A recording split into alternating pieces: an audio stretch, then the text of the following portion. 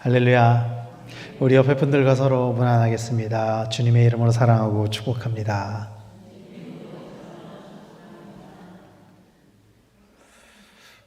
생각보다 문안하시는 게 약하시네요. 예배 시작하기 전에 제가 앉아있을 땐 뒤에서 막 시끌시끌 하던데 주중에 만나면 참 반갑죠. 제가 요즘에 이제 설교를 준비를 하면서 어떤 생각을 참 많이 하냐면은 설교하는 게 참 쉽지 않다. 준비하고 하는 것들이. 왜냐하면은 이렇게 설교를 하다 보면은 가끔 이렇게 사실관계가 틀리거나 그럴 때가 있어요. 지난주에 이제 제가 지난주에도 이제 수요예배 제가 설교를 했잖아요. 혹시 기억하세요? 어떤 본문이었는지? 이게 문제예요. 다 까먹어. 지난주에 라오디게아 교회에 관해서 말씀을 나눴었는데, 제가 그때 어떤 이야기를 했었냐면은 칭찬만 받는 교회가 있고 책망만 받는 교회가 있다 그러면서 책망만 받는 교회를 두 개 교회를 말씀을 드리면서 그 중에 하나가 에베소 교회가 있다. 그렇게 설교를 하고 설교 다 끝나고 이제 저는 저 나름대로 오늘도 수고했어. 딱 그러고 이제 자리에 있었는데 제 아내한테 대뜸 카톡이 온 거예요. 에베소 교회가 정말 칭찬할 게 없는 교회가 맞아? 이렇게 카톡이 온 거예요. 그래서 제가 화들짝 해가지고 당황하면서 막 자료를 찾아본 거예요. 이것저것 막 자료를 찾아보니까 어떤 자료는 칭찬으로 보는 그 내용 중에 칭찬으로 보는 자료가 있고 어떤 자료는 칭찬으로 보지 않는 자료가 있는 거예요. 보니까. 그러니까 읽기에 따라서 칭찬으로 보기도 하고 칭찬이 아니라 너는 당연히 그래야 돼 이렇게 보기도 하는 것 같아요. 그래서 제가 칭찬으로 볼 만한 구절이 있는데 어떤 자료에서는 그걸 칭찬으로 보는 것 같지는 않아 하면서 제가 나는 이 자료를 보고서 이 말씀을 준비를 했어. 공부를 하면서. 그래서 제가 그걸 사진으로 딱 보내줬어요. 제가 신학생 때부터 봤던 책이 있거든요. 그게 뭐냐면 요 책이에요. 되게 작죠. 혹시 보신 적 있으세요? 이 책? 모르시죠? 다. 저는 이거 신학생 때부터 봤거든요. 이 책이 언제 쓰여진 책이냐면 1983년에 쓰여진 책이에요. 그리고 제가 샀을 땐 98년에 이제 인쇄가 된 책이고, 근데 이 책의 저자가 이렇게 소개가 되어 있어요. 강변 정결교회 목회. 이중태 목사님이 쓰신 책이거든요. 제가 몰랐었어요, 이게. 신학생 때 이 책을 보면서 제 어렴풋한 기억 속에 강변교회가 어디야? 그랬었던 것 같아요. 제 기억에. 그런데 2025년에 제가 여기에서 설교를 하고 있으니 참 알다가도 모르겠습니다. 말씀을 준비하는 것도 그렇고 가끔 이렇게 그래서 말씀을 준비하면서 아주 소소한 사실관계가 좀 틀릴 때가 있어요. 이건 완전 틀리다고 볼 수도 없고 아니다고 볼 수도 없는 것들이었지만 그럴 때 좀 양해해 주시기를 부탁을 드리고 오늘도 또 이렇게 굉장히 집중을 하고 계셔서 제가 굉장히 부담스럽지만 그래도 열심히 한번 말씀을 전해보겠습니다. 제가 우리 교회에 이렇게 시간을 보니까 한 달 있으면 만 6년이 되더라고요. 제가 우리 교회 온 지 한 달 있으면 한 달도 안 남았어요, 사실. 그런데 제가 처음 왔을 때 여기 이제 김희선 집사님 계시지만 시영이가 완전 애기였어요. 김희선 집사님 애기였고 그 사이에 막 태어난 애들도 있고 근데 저는 사실 애기를 좋아하지 않았는데 제가 애를 낳고 키우다 보니까 애기들이 그렇게 예뻐요. 또 교회에 오는 애들은 너무 예뻐요. 그런데 그 중에 한 서너 살쯤 되는 교회 어떤 아이가 이렇게 저를 되게 많이 자주 보는데 저를 보면 막 모른 척을 해요. 막 피해요. 저를 지속적으로 피하다가 어떤 날에는 어떤 일이 있었냐면은 이 아이가 아빠랑 같이 밖에서 이렇게 들어오는 거예요. 예배당. 그러니까 저 로비에서. 제가 그 아이를 이름을 이렇게 막 반갑게 불렀어요. 그랬더니 걔가 하면서 들어가는 거예요. 귀를 막으면서. 예. 저는 그 모습이 너무 귀여웠거든요. 너무 좋았거든요. 근데 그 아빠는 어땠을까요?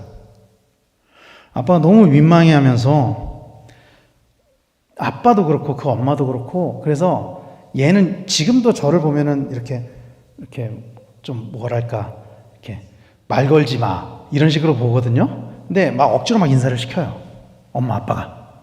네. 이게 누구냐면은 유치원 원장님 아이예요. 저를 피해요, 얘가. 막 억지로 막 인사를 시켜요. 저를 보면은. 제가 그러지 말라고 해요, 저는.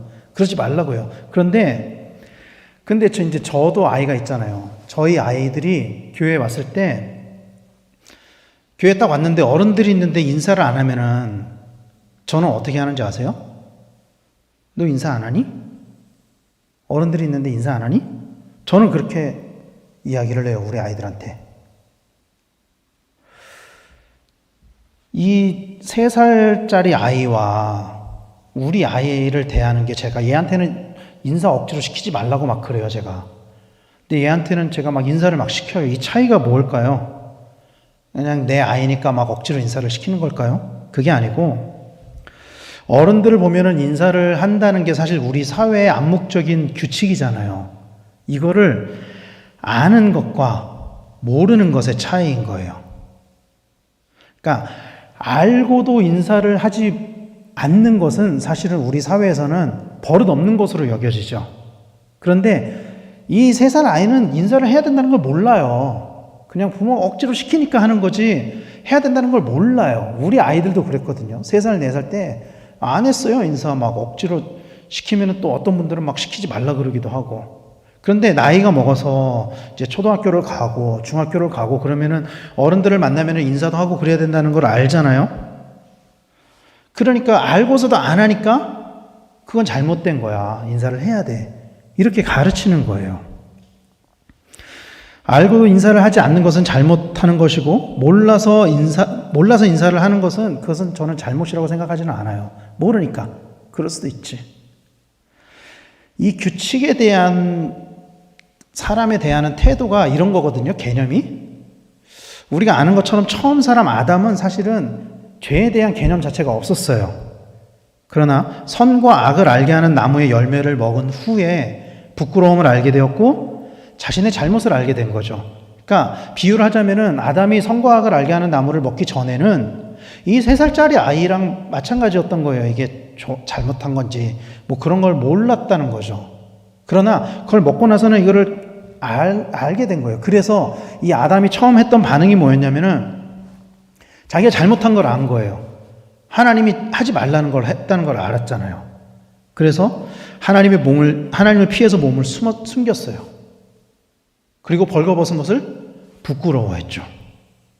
이것을 우리말로 고상한 단어로 염치라고 하는데 이른바 염치가 생긴 거예요. 부끄러운 게 생긴 거예요. 우리에게 규범이 주는 영향력이 이런 거거든요. 사실은 잘못된 것을 모르고는 할 수는 있어도 사실 하면은 안 되는 거죠. 이게 잘못이라는 것을 알면은 하면 안 되는 거죠. 왜냐하면 부끄러운 것이니까. 그리고 그런 어떤 규범들을 성문화한 것이 오늘날 우리의 헌법이나 실정법들이고 그런 규범은 사실은 사회 어느 공동체에나 다 있어요. 다 있어요. 우리 대한민국 사회에만 있는 것도 아니고 대한민국 말고도 어느 공동체에나 다 있어요. 교회에도 사실은 교회만이 가지고 있는 독특한 규범들이 있어요. 사회에서는 도저히 이게 이해가 잘 안 되는 독특한 규범들이 있어요. 예를 들면 이런 거예요. 오늘 아까 이제 대표 기도를 하셨잖아요. 김영숙 권사님 대표 기도를 하셨는데 대표 기도할 때 눈 뜨고 앞에 이렇게 보고 계신 분 혹시 계세요? 눈 이렇게 뜨고 기도 어떻게 하나 이렇게 보고 계신 분 계세요 혹시? 없죠. 아마 없을 거예요. 우리는. 왜냐하면 이게 기도할 때 눈을 뜨지 않는다는 게 우리 사이에 암묵적인 규범이 돼 있는 거예요. 그래서 처음 초신자들이 교회 오면은 대표 기도할 때 처음 교회 나온 사람들은 그걸 모르기 때문에 기도할 때 눈 뜨고 막 이렇게 봐요. 어떻게 기도하나, 사람들은 뭐 하나, 막 이렇게 봐요. 그런데 나중에 이제 교회를 오래 다니게 되면은 그렇게 하지 않죠. 왜냐하면 그렇게 하지 않는 게 우리 사이의 규칙이니까. 물론 그걸 어긴다고 해서 처벌을 받는 건 아니죠. 그러나 그게 규칙이니까. 또 예를 들자면 술이나 담배 같은 것도 사실은 그렇죠. 교회를 다니는 사람이라면 누구나 교회에서 술과 담배를 금지한다는 것을 알고 있어요. 물론 그럼에도 불구하고 교회를 다니면서도 술을 마시는 분들도 계시고 담배를 피는 분들도 계세요. 뭐 모르겠어요. 알죠. 그런데 그렇다고 해서 그거를 대놓고 하는 사람은 없어요.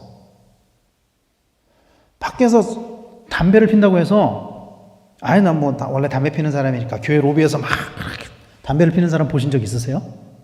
없죠. 다 숨어서 한다고요. 왜냐하면 그게 교회에서는 하면 안 되는 거라는 걸 아니까 부끄러운 거예요. 그걸 하면 안 된다는 걸 아는 거예요. 물론 사회적으로는 불법이 아니죠, 그게. 그러나 우리의 공동체에서, 이 교회 공동체에서는 그렇게 하면 안 되는 거니까 하지 않는 거죠. 그래서 법이나 이런 규범을 안다는 것은 어떤 공동체에서의 생활, 어떤 공동체에서 살아가는 것에 대해서 일정 부분 영향을 주게 되어 있어요. 초대교회 시대에 교회를 가장 힘들게 했던 것 중에 하나가 사실은 바로 이 규범에 관한 것이었어요. 초대교회 때. 특히 이스라엘이 전통적으로 지키고 있던 이 율법을 이방인들이 지켜야 하냐, 지키지 않아도 되냐, 이걸 가지고 굉장히 오랜 시간 동안 다툼이 있었어요.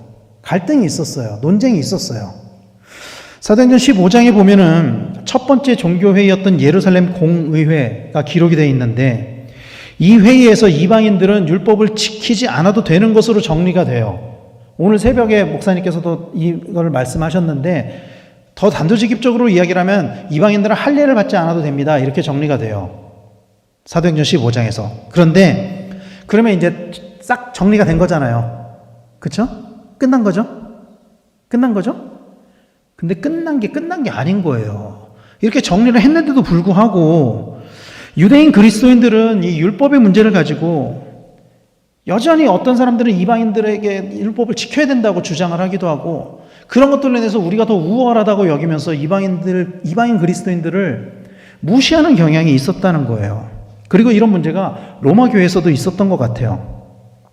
사실 이 로마 교회는 바울이 서신서를 참 여러 개를 썼지만 대부분의 그 서신서는 바울이 이미 방문했던 교회 혹은 자기가 개척한 교회에 편지를 쓴 거예요. 그러니까 그 교회 내부 사정에 대해서 가장 잘 아는 상황이었던 거죠. 그러나 로마 교회는 적어도 이 로마서를 쓰는 시점에서는 바울은 로마 교회를 가본 적이 없었어요. 이 로마 교회는 그냥 자생적으로 생긴 교회예요. 바울이 개척한 게 아니고 그냥 자기들끼리 생긴 교회예요. 우리 성결교회가 그런 교단이잖아요. 우리가 자생적으로 생긴. 그런데 바울이 고린도에 있을 때 로마 교회에서부터 온 브리스길라와 아굴라를 통해서 로마 교회를 알게 되었고 로마 교회가 가지고 있는 문제에 대해서도 그 이후로부터 계속 듣게 된 것 같아요. 그러면 로마 교회가 어떤 문제를 가지고 있었냐? 대부분의 초대교회는 우리가 알고 있는 것처럼 누구를 중심으로 개척이 됐냐면은 유대인들을 중심으로 개척이 됐었어요. 교회가 처음에 생길 때는 유대인들을 중심으로 교회가 생겼고 그러다 보니까 교회 주도권을 누가 가지고 있었냐면은 유대인들이 가지고 있었죠.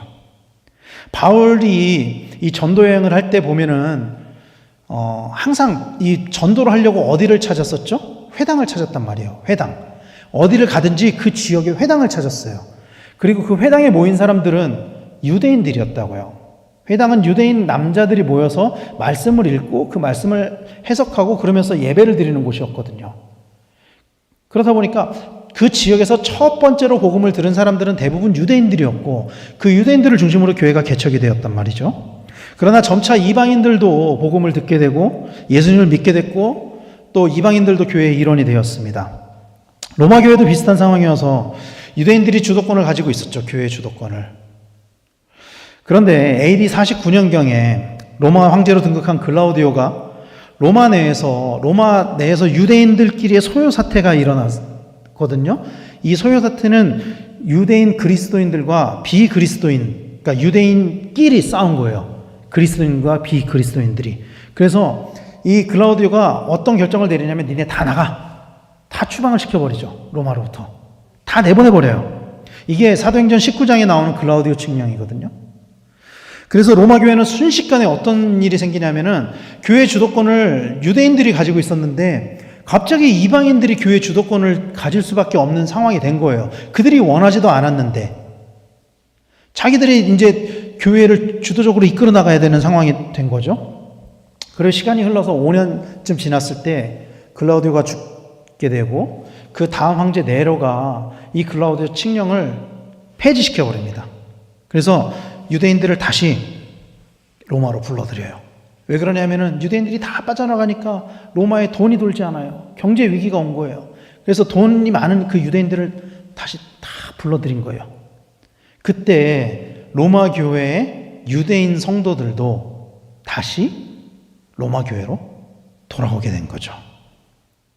그리고 그들이 돌아왔다는 것은 무슨 뜻이냐면은 이 교회의 주도권을 원래 가지고 있었던 유대인들과 지금 주도권을 가지고 있는 이방인들이 교회의 주도권을 놓고 갈등이 생기게 됐다는 거예요. 로마 교회가 이런 문제를 가지고 있어요. 이런 상황에서 바울은 이 로마 교회의 유대인들과 이방인들을 화해시키기 위해서 때로는 책망으로, 때로는 권면으로 편지를 보낸 거예요. 그게 로마서예요. 그리고 유대인들이 돌아온 이때에도 유대인들과 이방인들이 여전히 해결하지 못한 여러 가지 문제 중에 하나가 뭐냐면 율법과 구원에 관한 문제였어요. 율법과 구원. 그래서 바울은 로마서에서 이 문제를 집중적으로 다루고 있는 거죠. 바울은 로마서에서 율법과 구원의 관계에 대해서 결론적으로는 이렇게 결론을 내려요. 로마서 6장 14절 말씀을 우리말 성경으로 이렇게 번역해요. 죄가 여러분을 지배하지 못할 것인데 여러분이 율법 아래에 있지 않고 은혜 아래에 있기 때문입니다. 이렇게 말씀하고 있습니다. 율법 아래에 있지 않고 은혜 아래에 있기 때문에, 그리고 죄가 우리를 지배하지 못한다. 인간이 구원을 잃게 된 원인은 죄 때문입니다. 우리가 구원을 얻지 못하게 된 그 원인이 죄로부터 왔다는 거죠. 바울은 인간이 죄에서 해방하게 된 것이 율법 아래에 있지 않고 은혜 아래에 있기 때문이다 라고 말씀하고 있어요. 은혜를 강조하고 있는 거죠. 그런데 사실 율법은 하나님이 이스라엘 백성을 사랑하셔서 주신 거예요. 하나님이 이스라엘 백성을 하나님의 백성으로 삼기 위해서 주신 거예요. 그리고 율법을 통해서 이스라엘 백성들은 하나님으로부터 뭘 얻었냐면 의롭다 하심을 얻었어요. 율법을 통해서. 그런데 누구보다도 율법을 잘 아는 바울은 정말 율법에 관해서는 박사였거든요. 정말로 뛰어난 사람이었어요. 바울이 율법 아래에 있을 때 죄를 지었다라고 이야기하고 있는 것이죠. 율법은 사실은 이스라엘 백성이 죄를 짓지 않게 하기 위해서 주신 건데, 역설적이게도 율법으로 인해서 죄가 증가하게 되었다라는 거예요. 이게 좀 이해가 되시나요? 로마서 5장 20절 앞 전반부에 보면은 이렇게 말씀해요. 율법이 들어온 것은 범죄를 더하게 하려 함이라. 또 고린도전서 15장 56절에는 사망이 쏘는 것은 죄요, 죄의 권능은 율법이라. 이렇게 말씀하고 있거든요. 바울은 율법으로 인해 인간이 죄를 더 많이 짓게 되었다라고 기술하고 있는 거예요. 마치 이게 이런 거예요. 사실은 법이 없는 곳에서는 무슨 행동을 해도 죄가 되지 않지만, 죄로 규정되지 않지만, 법이 있는 곳에서는 법에 어긋나는 그 모든 행위가 죄가 되는 것과 같은 원리로 설명을 하고 있는 거예요. 죄로 규정되지 않던 것들이 죄로 규정되었다라는 것을 의미하는 것입니다. 그래서 사실 이 바울의 말씀은 율법이 죄를 짓게 그러니까 율법 때문에 죄를 짓게 되었다라는 것이 아니라 율법으로 인해서 죄가 죄인 것을 알게 되었다. 율법으로 인해서 우리가 죄를 짓고 있구나, 우리가 죄인이구나, 이거를 알게 되었다라는 것을 말씀하고 있는 거예요. 그러므로 사실은 율법 아래에 있는 자나 율법 아래에 있지 않는 자나 모두 죄를 지으면 안 된다라는 것을 바울은 말씀하고 있는 거예요. 그러니까 율법 아래에 있는 사람들은 죄를 더 지어도 된다가 아니라 율법 아래에 있든 은혜 아래에 있든 우리는 죄를 지으면 안 됩니다. 그러나 율법 아래에 있을 때는 우리가 죄인이라는 것을 더 잘 알게 되었습니다. 죄가 죄라는 것을 알게 되었습니다. 그러나 낙심할 필요가 없습니다. 왜냐하면 은혜 아래에 있을 때 우리의 그 모든 죄가 사함을 받기 때문입니다. 이걸 말씀하고 있는 거예요. 그래서 오늘 본문 15절에는 이렇게 말씀하고 있습니다. 그런즉 어찌하리요? 우리가 법 아래에 있지 아니하고 은혜 아래에 있으니 죄를 지으리요? 그럴 수 없느니라. 이렇게 말씀하고 있는 거예요. 바울은 이 본문에서 율법 아래에 있는 자, 그러니까 율법에 매여 있는 자와 은혜 아래에 있는 자를 대비시키고 있어요. 그리고 이것을 직설적으로는 사실은 유대인과 이방인들을 대비시키고 있는 거죠. 당시 예루살렘 공의회로 인해서 이방인들은 할례를 받는다거나 하는 율법적인 의무를 지킬 필요가 없어졌습니다. 지키지 않았어요. 그리고 자신들을 의롭게 하는 것이 그 할례로 인해서 자신들이 의로움을 얻는 것이 아니라, 율법으로 의로움을 얻는 것이 아니라 예수님의 보혈 때문이라는 것을 알고 주의 보혈로 죄사함을 받았다고 여겼던 것 같아요, 이방인들이. 그런 이유로 그들은 율법을 지키려는 그 정신을 가볍게 여겼고, 비교적 쉬운 그 회개의 과정으로 인해서 죄를 짓는 것에 관해서 가볍게 여기는 것이 있었다라는 거예요. 그러니까 율법에 의해서는 우리가 죄사함을 받으려면 제사를 드려야 되잖아요. 제물을 드려야 되잖아요. 굉장히 어려운 과정이거든요, 이거는. 그런데 주의 보혈의 은혜로 우리가 죄사함을 받고 나서는 이 과정이 너무 쉬워진 거예요. 우리의 죄를 우리 입술로 고백하기만 하면은 미쁘신 하나님께서 우리의 죄를 사해 주신다고 성경이 말씀하고 있잖아요. 그래서 죄 짓는 거를 가볍게 여기는 거예요. 유대인들은 여전히 율법에 매여 있고 율법에 짓눌려 있고, 이방인들은 죄 짓는 것을 가볍게 여기고, 이런 문제가 있었다는 거예요, 그들 가운데. 여전히 이방의 문화, 헬라의 문화권에서 그 하나님의 법과 죄의 법의 경계가 모호한 채로 교회 공동체의 구성원이 되어 있었던 그 이방인들에게 바울은 하나님의 백성으로서의 정체성을 가질 것, 하나님의 백성으로서의 거룩함을 가질 것을 권면하고 있다라는 것입니다. 이따금 지금 뉴스를 통해서 의인이라 하는 사람들의 이야기를 접할 수 있죠. 대부분 그 의인이라 하는 사람들은 어떤 사람들이냐면은, 이렇게 뉴스에 보면은 대부분 뭐 이런 사람들이에요. 뭐 철로에 떨어져 있던 사람을 자기의 목숨도 걱정하지 않고 그 사람을 끌어올려서 살렸다거나, 아니면은 뭐 불이 났을 때 위험한데도 안에 들어가서 사람을 구해왔다거나 하는 그런 사람들, 자기를 희생해서 다른 사람을 구한다거나 하는. 그러나 성경에서는 의인을 다르게 정의하고 있습니다. 성경에서 의인이라 하면 의롭다 하심을 얻은 자입니다. 그리고 그런 의인은 구약에서는 그 의롭다 하심이 율법에 의해서 주어지고, 신약에서는 은혜로 주어지는 것이다 라고 말씀하고 있어요. 그래서 사실은 이것을 얼핏 보기에는 이 구약에서의 의롭다 하심을 얻는 것과 신약에서의 의롭다 하심을 얻는 것이 전혀 다른 프로세스를 거치는 것처럼 보여지거든요, 이게. 그러나 바울은 율법으로 인해 의롭다 하심을 얻는 것과 은혜로 인해 의롭다 하심을 얻는 것을 다른 것으로 보지 않아요. 하나님이 인간을 사랑하셔서 구원하시기 위해 율법을 주신 것과 똑같은 이유로 예수 그리스도를 주신 것이 다르지 않다라는 거예요. 중요한 것은 그렇게 의롭다 하심을 얻은 사람이 죄로부터 해방되어야 한다라는 것을 강조하기 위해서 이것을 말씀하고 있다라는 것이죠. 그래서 오늘 보면 18절에서는 죄로부터 해방되어 의에게 종이 되었느니라 이렇게 말씀하고 있습니다.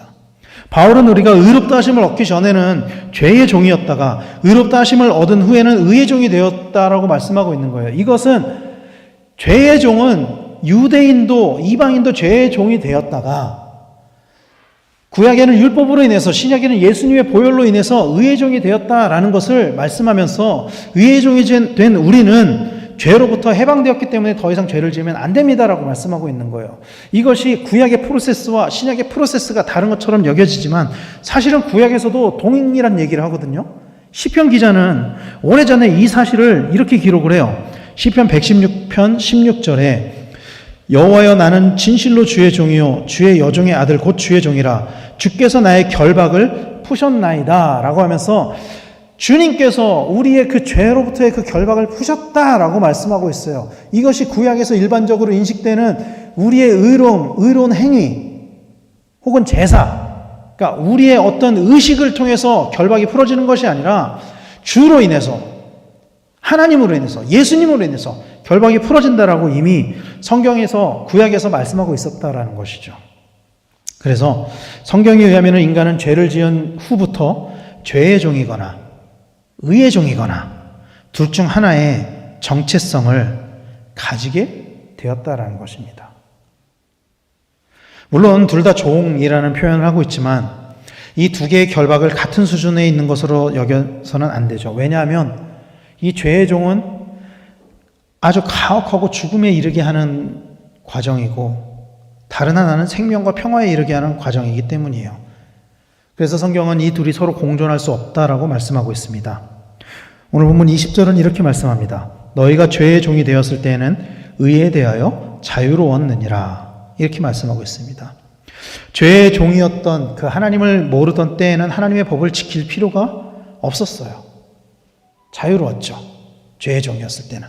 그러나 하나님을 알고 난 뒤에는 하나님의 법에 자유롭지 못하게 된 거예요. 칼빈은 이렇게 이야기를 했습니다. 육체의 자유는 단지 하나님을 순종하는 데서 우리를 자유케 하여 마귀에게 얽매게 할 뿐이다 라고 이야기를 했습니다. 죄의 종에 있을 때 우리가 자유롭다고 여겼지만, 의에 대하여 자유롭다고 여겼지만, 그러나 그것은 마귀에게 얽매게 할 뿐이다 라고 규정하고 있는 거예요. 결국 하나님의 법을 알게 된 우리는 반드시 하나님의 법을 따라야 한다라고 성경은 말씀하고 있는 것입니다. 사랑하는 성도 여러분, 그래서 한 발은 세상에 걸쳐놓고 한 발은 하나님 나라에 걸쳐놓고 이렇게 살아가는 것은 사실은 불가능해요. 이렇게 살면 안 된다라는 거예요. 지난주에 라오디게아 교회도 차갑든지 뜨겁든지 하라 이렇게 말씀하고 있잖아요. 물론 차가우라는 얘기는 아니었어요. 그게 양다리를 걸치고 살 수는 없다는 거예요. 예수님께서도 하나님과 이 세상을 같이 섬길 수 없다고 말씀하셨어요. 마태복음 6장 24절 말씀에 한 사람이 두 주인을 섬기지 못할 것이니 혹 이를 미워하고 저를 사랑하거나 혹 이를 중히 여기고 저를 경히 여김이라. 너희가 하나님과 재물을 겸하여 섬기지 못하느니라. 이렇게 말씀하고 있습니다. 한 사람이 두 주인을 섬기지 못한다는 것은 죄의 종이든 의의 종이든 하나만 할 수 있다는 거예요. 하나만 할 수 있다는 거예요. 둘 중에. 그리고 그것을 결정하는 것이 바로 나라는 거예요. 나. 복음을 듣지 못했으면 모를까, 아예 안 들었으면 모를까, 복음을 들었다면 우리는 이 두 갈래의 길 중에 하나를 반드시 선택해야만 합니다. 죄의 종이 될 것인지 의의 종이 될 것인지. 여러분들은 어디를 선택하시겠습니까? 만약에 우리가 양다리를 걸치고 있다면 빨리 이 죄의 종에 걸치고 있는 이 다리를 빨리 빼가지고 이쪽으로 넘겨야 되는 거예요. 오늘 본문에서는 이 두 가지를 아주 극명하게 대비시키고 있는 거예요. 특히 이 두 가지 종의 삶의 결과를 오늘 본문에서 말씀하고 있거든요.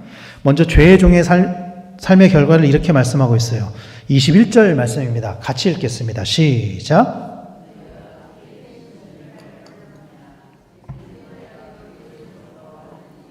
이는 그 마지막이 사망임이라. 이렇게 말씀하고 있습니다. 성경은 열매에 관해서 대부분의 장면에서 선한 열매, 악한 열매를 이야기를 하지만 오늘 이 구절에서 열매는 죄의 종이었던 그 삶의 결실로서 나타나는 것을 의미하는 거예요. 결과. 즉 너희가 죄의 종이 되었을 때 어떤 열매를 맺었느냐, 이런 질문을 던지고 있는 거죠. 사람들은 이 세상을 살아가면서 각자의 목적을 가지고 살아갑니다.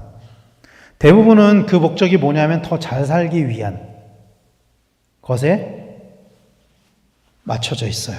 물론 잘 사는 것에 대한 기준은 다 다른 것 같아요. 근데 어쨌든 이 세상에서 어떻게든지 더 잘 살아보려고 열심히 살아가죠. 그러나 성경은 그 모든 것의 열매가, 죄의 종으로 살아갔을 때 그 모든 것의 열매가 사망이라고 말씀하고 있어요. 그 마지막이 사망이라고 말씀하고 있어요.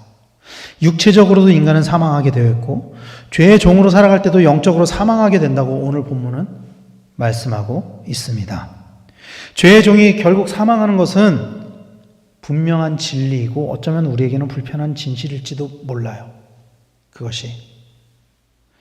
그러나 그것이 불편할지언정 우리는 그것을 부정할 수는 없습니다. 왜냐하면 그것이 성경에서 나타내는 죄의 종의 열매이기 때문인 거예요. 반면 의의 종의 삶의 결과를 오늘 본문에서는 이렇게 말씀하고 있습니다. 22절 말씀 같이 읽겠습니다. 시작. 그러나 이제는 너희가 죄로부터 해방되고 하나님께 종이 되어 거룩함에 이르는 열매를 맺었으니 그 마지막은 영생이라. 바울은 22절을 그러나 이제는 이렇게 시작하죠. 더 이상 그리스도인들이 죄의 종이 아니라는 것을 말씀하고 있는 거예요. 그 로마 교회에 있는 유대인들이나 이방인들이나 너희들이 이제는 죄의 종이 아니다. 정신 차려라. 말씀하고 있는 것이죠. 그리고 죄의 종에서 해방된 우리는 하나님의 종, 즉 의의 종이 되었다고 선언하고 있습니다. 그리고 그 열매를 어떻게 말씀하고 있냐면 거룩함에 이르는 열매, 영생, 이렇게 말씀하고 있어요. 여기서 이 거룩함에 이르는 열매의 거룩함을 뜻하는 헬라어 하기아조란 단어가 가지고 있는 뜻이 분별하다, 이런 뜻이에요. 분별하다, 구별짓다, 이런 뜻입니다. 그러므로 그리스도인들은 불신자들과 구별된 사람이라는 것을 기억하시길 바랍니다. 우리는 죄의 종에 있는 사람들과는 구별된 존재예요. 분명하게 의의 종과 죄의 종은 구별되어져요. 예수 그리스도를 믿는 그 순간 우리에게는 어떤 지위가 주어지냐면 성도라는 지위가 주어지게 돼요. 성도. 그리고 그 성도는 성도가 된 순간부터 예수 그리스도를 닮아가는 사람을 뜻하는 것입니다. 성도의 지위에 멈춰 있는 것이 아니라, 처음 예수님을 믿었을 때 그 지위에 멈춰 있는 것이 아니라 예수님을 닮아가기 위한 삶을 살아가는, 그래서 거룩함에 이르는 그 열매를 만들어가는 사람이 성도라는 거예요. 그리고 우리가 그 성도로서의 지위를 가지고 있는 의의 종이 되었다. 바울은 로마 교회를 향해서도 그렇게 말씀하고 있고 오늘 우리에게도 그렇게 말씀하고 있다라는 것입니다. 믿으시길 바랍니다. 그래서 우리 이 자리에 있는 우리 모두는, 또 우리 강변교회 공동체 우리 모두는 의의 종으로서의 성도라는 지위가 우리에게 주어진 거예요. 그리고 우리는 의무로서 예수 그리스도의 장성한 분량에 이르기까지, 그 거룩함에 이르기까지 닮아가는 모습이 우리 가운데 있어야 된다는 것입니다. 그리고 그 과정 가운데서 우리가 죄를 멀리하고 죄를 짓지 말아야 한다라고 말씀하고 있는 거예요. 그렇게 살 때에, 그렇게 의의 종으로 살아갈 때에 마지막 열매를 오늘 본문에서는 영생, 이렇게 말씀하고 있는 거예요. 영생. 당시 로마의 어떤 성도들은 사실은 이 영생의 은혜를 더 크게 누리기 위해서 어떤 주장을 하기도 했냐면은, 그러면은 우리가 은혜를 받을 때 더 거룩해지고 더 감동을 하니까 오히려 죄를 지어야 되지 않을까요? 이렇게 주장하는 성도들도 있었어요. 로마서 6장 1절에 보면은 그런즉 우리가 무슨 말을 하리요? 은혜를 더하게 하려고 죄에 거하겠느냐? 바울이 이렇게 이야기하는 거거든요. 너네가 은혜를 받으려고 죄를 짓냐? 로마서 5장 20절에 이런 구절이 있잖아요. 죄가 더한 것에 은혜가 더하다. 그래서 이런 주장을 한 성도들이 있었던 것 같아요. 그런데 바울은 그것이 잘못된 것이라고 말씀하고 있어요. 로마서 6장 2절에 그럴 수 없느니라. 죄에 대하여 죽은 우리가 어찌 그 가운데 더 살리요. 이 죄에 대해서 죽었다면, 죄의 종으로서의 삶을 끝냈다면, 우리가 의의 종이 되었다면 우리는 더 이상 죄의 종으로 살 수가 없다라는 거예요. 더 큰 은혜를 받기 위해서 죄를 지었다가 그 죄를 회개하면 또 다시 막 우리에게 더 큰 은혜가 주어질까? 이런 게 아니고 이미 우리가 의의 종이 되었다면 죄를 멀리하고 죄를 미워하고 살아가야 된다는 것입니다. 죄에서 떠난 우리들은 이미 성도의 길로 들어섰기 때문에 더 이상 우리가 이전에 살았던 그 죄의 종으로서의 삶을 돌아보면 안 된다라고 바울은 말씀하고 있는 거예요. 창세기에 보면은 우리가 어렸을 때 주일학교 때 배웠던 말씀 중에 이런 이야기가 있잖아요. 소돔과 고모라가 멸망할 때, 심판당할 때 아브라함의 조카 롯의 아내가 소금 기둥이 되는 장면이 나오잖아요. 롯의 아내가 왜 소금 기둥이 됐죠? 롯의 가정을 하나님이 구원하셨단 말이에요. 그들을 건져내셨단 말이에요. 거기에서. 그러나 이전의 삶을 돌아본 거예요. 롯의 아내가. 그래서 심판당한 거예요. 사랑하는 성도 여러분, 그러므로 예수 그리스도로 인해서 구원을 얻은 우리들은 죄의 종으로서의 삶을 돌아봐서는 안 된다라는 것을 믿으시길 바랍니다. 이 정도는 되겠지. 이 정도는 타협해도 되겠지. 그렇게 살면 안 된다는 거예요.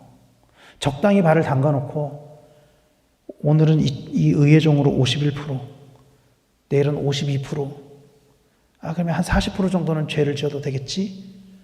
이렇게 사는 것은 의의 종의 삶이 아니라는 거예요. 물론 우리가 죄를 안 지으면서 살 수는 없겠죠. 그러나 그 죄와 치열하게 싸우면서 죄를 향해서 가지 말아야 된다는 거예요. 돌아보면 안 된다는 거예요. 바울은 오늘 말씀의 결론을 이렇게 내리고 있습니다. 6장 23절 말씀입니다. 죄의 삭은 사망이요 하나님의 은사는 그리스도 예수 우리 주 안에 있는 영생이니라. 죄의 삭은 사망이고 하나님의 은사는 그리스도 예수 우리 주 안에 있는 영생이니라 이렇게 말씀하고 있어요. 여기서 죄의 삭할 때 삭으로 번역된 헬라어 옵소니아라는 단어가 원래 가지고 있는 뜻은 병사들의 급료, 병사들의 월급 이런 의미를 가지고 있어요. 그리고 은사로 번역된 헬라어 카리스마는 일한 것이 없이 하나님께 의로 여김을 받는다라는 의미를 가지고 있어요. 그러니까 이게 무슨 의미냐면은 바울은 죄로부터 얻는 대가와 하나님의 은혜, 하나님으로부터 은혜의 그 대가를 대비시키면서 그 죄의 대가는 우리가 이 땅에서 살아가면서 죄를 우리가 스스로 행하고 일하고 그럼으로 인해서 얻게 되는 대가인데 반해서 은혜는 우리가 무엇을 하지 않아도 하나님께서 우리에게 주시는 은혜다라는 것을 대비시키면서 말씀하고 있는 거예요. 사랑하는 성도 여러분, 우리의 구원은 전적으로 하나님의 은혜입니다. 로마서는 우리의 구원에 관해서 이렇게 말씀하고 있어요. 로마서 5장 8절 9절 말씀에 우리가 아직 죄인 되었을 때 그리스도께서 우리를 위하여 죽으심으로 하나님께서 우리에 대한 자기의 사랑을 확증하셨느니라.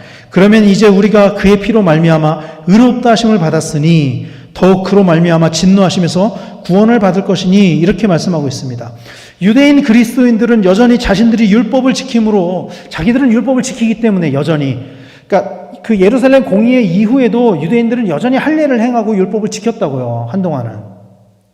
그래서 자기들이 이방인 그리스도인들보다 우월하다고 여겼지만 성경은 우리의 의로움이 율법으로 오는 것이 아니라 예수 그리스도의 피로 온다라고 말씀하고 있는 것입니다. 그러므로 우리는 그 모든 것들을 자랑할 수 없는 거예요. 내가 뭘 잘해서 구원을 받은 게 아니에요. 율법을 지켜서 할례를 받아서 구원을 얻은 게 아니에요. 이것은 전적으로 하나님의 은혜입니다. 그러므로 우리의 자랑의 대상은 내가 아니라 나를 구원하신 하나님이 되어야 될 줄로 믿으시길 바랍니다. 그리고 우리는 하나님이 우리에게 주신 그 영생이라는 복을 누리는 삶을 살아야만 합니다. 사랑하는 성도 여러분, 우리는 고난주간을 지나고 있습니다. 고난주간은 예수님의 순환을 기념하고 기억하는 시간이죠. 사실 고난주간은 매년 돌아오죠. 사실 예수님을 30년 믿었으면 고난주간을 30번을 겪은 거예요. 그런데 매년 돌아온다고 해서 이 날들이 그냥 올해도 왔구나 이런 의미가 아니라 이 하루하루의 날들이 우리에게 어떤 의미인지를 특별하게 기억하는 이번 한 주간이 되었으면 좋겠어요. 우리를 구원하신 그 예수님에 대해서 우리가 때로는 잊고 살아가기도 하지만 적어도 이 고난주간만큼은 그것들을 좀 기억하는 시간이 될 수 있었으면 좋겠습니다. 예수님의 그 고난은 죄의 종으로 있었던 우리들을 의의 종으로 옮기시기 위한 고난이었어요.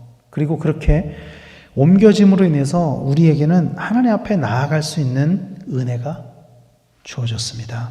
이 은혜에 감사하는 우리 모두가 되시기를 간절히 소망합니다. 그리고 그리스도인으로서 의의 종으로서 거룩함으로 구별됨으로 살아가시는 우리 성도님들이 되시기를 간절히 축원합니다. 그래서 우리의 삶 가운데 이 자리에 있는 우리 모두의 삶이 의의 종으로서의 삶을 살아서 마지막에 열매가 맺혔을 때 그 열매가 영생의 열매로서 하나님 앞에서 그래서 그 생명책에 우리 이름이 기록됨으로써 영원한 생명을 누리는 그러한 하나님이 주시는 정말 귀한 복을 받는 우리 강백교회 성도님들 다 되시기를 예수님의 이름으로 간절히 축원합니다.